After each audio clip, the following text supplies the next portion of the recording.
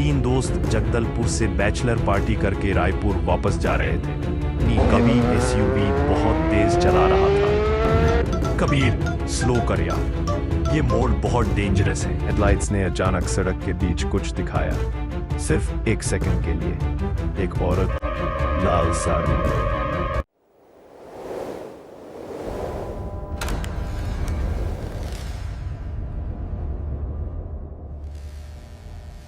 छत्तीसगढ़ की केसकल घाटी, जिसे लोग गेटवे टू बस्तर कहते हैं, एक ऐसी सड़क जो घने साल जंगल के बीच से गुजरती है और जहां 12 खतरनाक हेयर पिन टर्न्स है। लोकल लोग कहते हैं 12 ही होने चाहिए, 13वां मोड़ किसी के लिए नहीं। रात के 2 बजे थे जब केसकल घाटी में फॉग उतरना शुरू हुआ। ये पहाड़ों वाला हल्का धुआं नहीं था, ये घना सफेद सांस घूंट देने वाला कोहरा था, जिसमें जले हुए रबर और गीली सड़क की स्मेल थी। कबीर अपनी हैवी एसयूवी बहुत तेज चला रहा था। वो हमेशा तेज चलाता था, पैसे वाला था, गाड़ी उसकी थी, एटीट्यूड भी। तीन दोस्त जगदलपुर से बैचलर पार्टी करके रायपुर वापस जा रहे थे। गाने फुल वॉल्यूम पर थे, जंगल की खामोशी को दबा रहे थे। बैक सीट से राहुल ने कांपते हुए कहा, कबीर, स्लो कर यार, ये मोड़ बहुत डेंजरस है, बड़ा मोड़ होते हैं इधर। कबीर हंसा, चिल मार राहुल, ये गाड़ी तंग है, कुछ नहीं होगा। एसयूवी 4th मोड़ पर थोड़ी ड्रिफ्ट हैंडल और जोर से पकड़ लिया।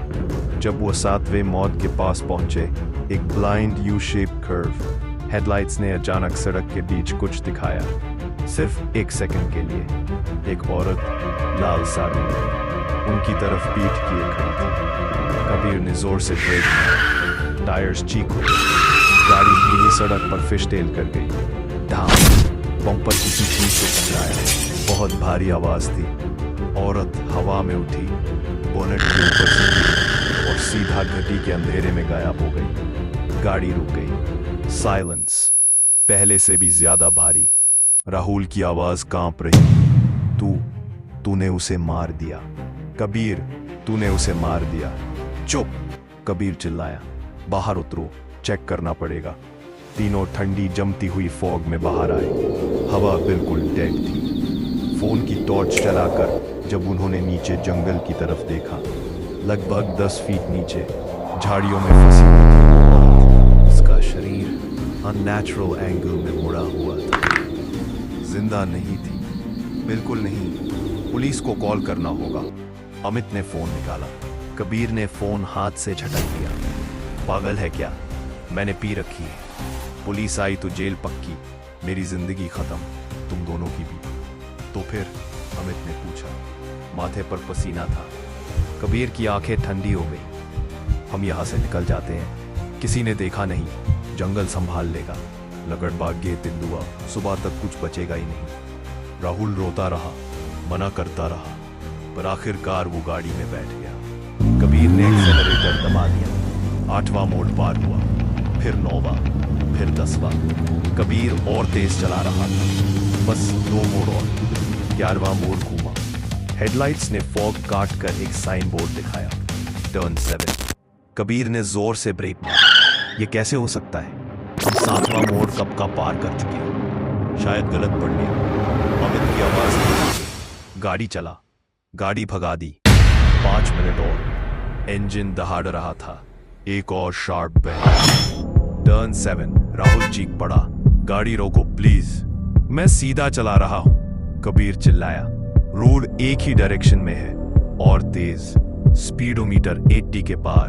फिर से मोड़। टर्न 7, इस बार साइन अकेला नहीं था। सड़क के बीच वही औरत खड़ी थी, लाल साड़ी। इस बार वो उनकी तरफ देख रही थी। उसकी गर्दन टूटी हुई थी, सर बाएं कंधे पर 90 डिग्री झुका हुआ, जबड़ा लटक रहा था और वो मुस्कुरा रही थी। कबीर ने ब्रेक नहीं मारी। वो चीखा और गाड़ी को जोर से राइट घुमा दिया। गलती, राइट साइड पर सीधा खाई थी। एसयूवी ने गार्ड रेल तोड़ दी, शीशे टूट गए, मेटल चिंगारी, गाड़ी घाटी के नीचे गिरती चली गई।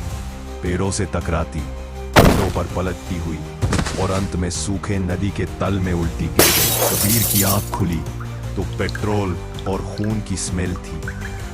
वो उल्टा लटका हुआ था, छत पैरों पर धंस चुकी थी। उसे नीचे कुछ महसूस नहीं हो रहा था, हिला नहीं पा रहा, और जब हिलाने की कोशिश की, चीख निकल गई। अमित, राहुल। अमित की आवाज कांपती हुई आई। मैं देख नहीं पा रहा। बैक सीट में राहुल चुप था। एक मोटा पेड़ का तना सीधा उसके सीने को चिरता हुआ अंदर घुसा था। हेल्प, कबीर फुसफुसाया। कोई मदद करो। तब अचानक कदम चलने की आवाज आई। कबीर के दिल में उम्मीद जाग उठी। इधर नीचे प्लीज। एक शख्स ड्राइवर साइड विंडो के पास झुका। वो वही औरत थी, बिल्कुल ठीक। कोई टूटी गर्दन नहीं, कोई खून नहीं, सिर्फ एक लोकल ट्राइबल औरत, शांत चेहरे के साथ। प्लीज, कबीर रोया। एम्बुलेंस बुला दो, मेरे पैर। औरत ने सिर हल्का सा झुकाया। औरत ने सिर्फ हल्का सा झुकाया। कबीर को लगा वो उसका हाथ पकड़ने वाली है, पर उसने डैशबोर्ड की तरफ हाथ बढ़ाया और चाबी बंद कर दी। फिर हेडलाइट्स ऑफ कर दी। अंधेरा, पूरा घना अंधेरा। रुको, ऐसा मत करो, कबीर चीखा। औरत कुछ नहीं बोली, बस मुड़कर चली गई। जंगल से नई आवाजें आने लगी, गहरी खुरखुर, लकड़बग्घों की हंसी जैसी आवाज। पर फॉग बहुत घना था और खाई बहुत गहरी। ऊपर सड़क पर किसी ने कुछ नहीं सुना। ये सिर्फ कहानी नहीं, केस्कल की असलियत है। लोकल लोग कहते हैं वो औरत आज भी वही इंसाफ ढूंढ रही है। अगस्त 2024।